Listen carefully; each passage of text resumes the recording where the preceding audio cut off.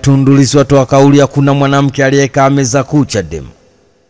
Mwenyekiti wa chama cha demokrasia na maendeleo Chadema Bara Tundu Antipas Lissu akiongea kwenye maadhimisho ya siku ya wanawake duniani yaliyoandaliwa na BAWACHA jijini Dar es Salaam, Tundu Lissu ametoa kauli na kusema nataka niwakwaze sisi wenyewe tukoje, ili jopo ambalo leo lipo meza kuu ukiacha mie, baada ya leo hawatakaa meza kuu tena. Uongozi wetu wa chama wa juu ukoje, kamati kuu yetu ikoje, kwa sababu umuhimu wake kwenye uongozi wa kuu wa chama ni klabu ya vijana wa kiume. Naomba tuulizane viongozi wanachama wote tuliopo hapa, mara ya mwisho tuliona lini wanawake wakikaa meza kuu? Sikumbuki kama nimewahi kuona wanawake wakikaa meza kuu kwenye chama hiki. Tusionyeshe vidole kwa hawa ambao wameongoza nchi yetu kwa miaka yote. Hii ni vile vile tuonyeshane vidole na sisi wenyewe. Ni maneno ya mwenyekiti wa chama cha demokrasia na maendeleo Chadema Tundu Antipas Lissu akiongea kwenye maadhimisho ya siku ya wanawake duniani yaliyoandaliwa na BAWACHA jijini Dar es Salaam.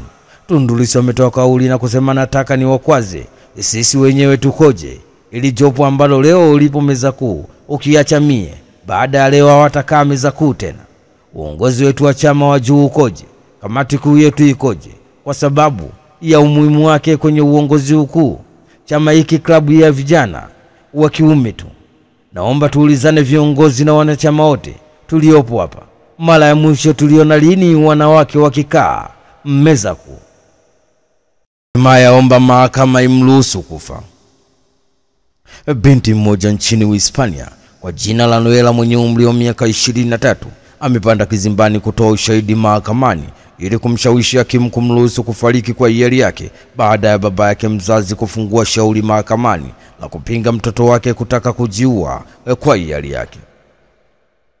Noela atapanda kizimbani kujitetea, ambapo atatakiwa kutoa sababu ambazo zitamshawishi hakimu aweze kutupilia mbali pingamizi la baba yake mzazi alilolifungua mara baada ya binti huyo kujaribu kujitoa uhai, lakini kushindikana, jambo ambalo uamuzi wa binti huyo uliungwa mkono na serikali ya Catalonia nchini Uhispania baada ya bodi ya Hispania kutathmini na kulizia uamuzi wake mwezi Julai mwaka 2024.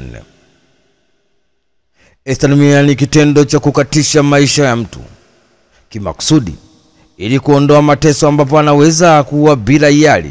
Kwa mfano, ikiwa mtu yuko katika hali ya kukosa fahamu na hawezi kutoa kibali chake, au kwa hiari kama ilivyo katika kesi hii.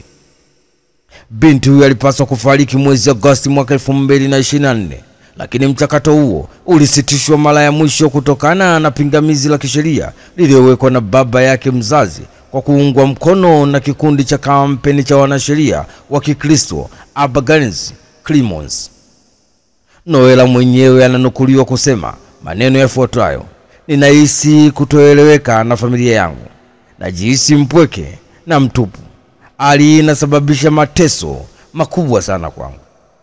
Tangu sheria emphasis ianze nchini Uhispania mwaka 2021, hii ni mara ya kwanza kwa kesi ya kwenda mahakamani ili jaji yaamue, ambapo mwaka 2024 hakimu mmoja wa Barcelona alikataa jaribio la mwanaume mmoja kutaka kujiua zidi ya kifo chake mwenyewe mwanae mwenye umri wa miaka 54, ambaye uamuzi wake tayari ulishapitishwa na bodi ya dhamana na tathmini. Ni taarifa kutoka nchini Uhispania. Hatimaye binti mmoja nchini Uhispania kwa jina la Noela mwenye umri wa miaka 23 amepanda kizimbani kutoa ushahidi mahakamani ili kumshawishi hakimu amruhusu kufariki kwa hiari yake baada ya baba yake mzazi kufungua shauri mahakamani la kupinga mtoto wake kutaka kujiua kwa hiari yake.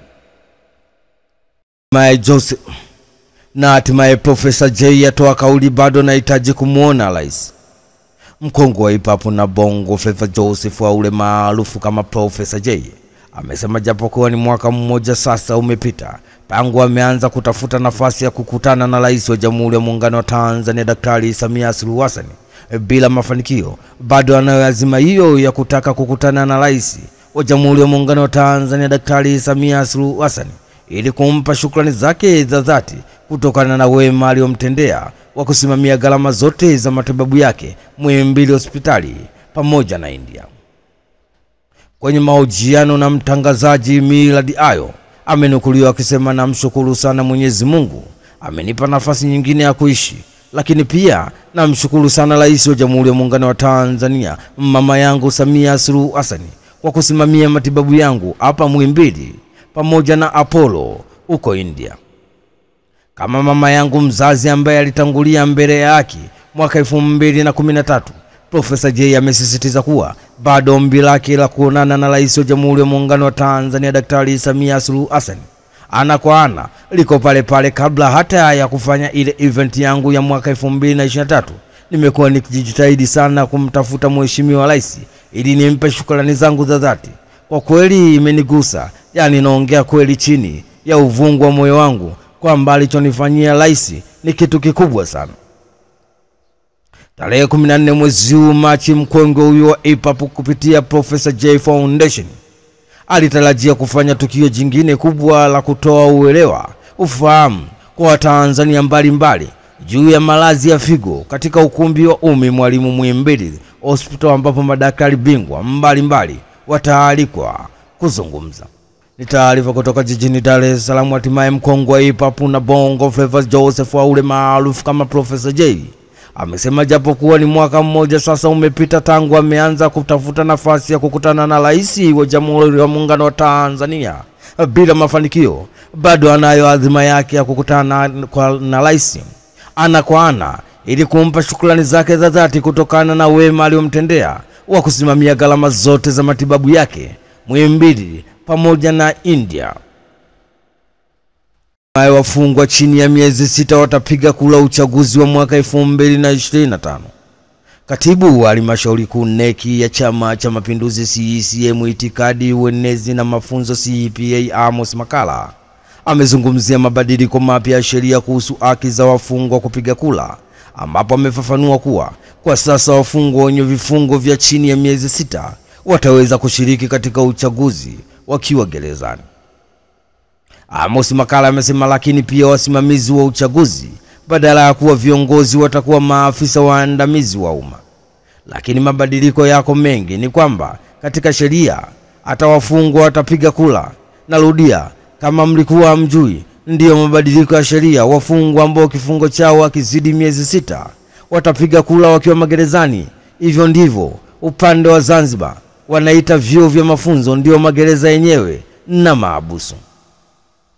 Makalla ameendelea kusema kuwa hayo siku ya Alhamisi Machi mwaka 2025, wakati akizungumza na wananchi pamoja na viongozi wa Chama cha Mapinduzi CCM katika mkutano wa ndani uliofanyika kwenye uwanja wa Toto Tundu uliopo Segerea, wilaya ya Ilala, Dar es Salaam, ikiwa ni mwendelezo wa ziara yake ya siku 5 mkoani Dar es Salaam.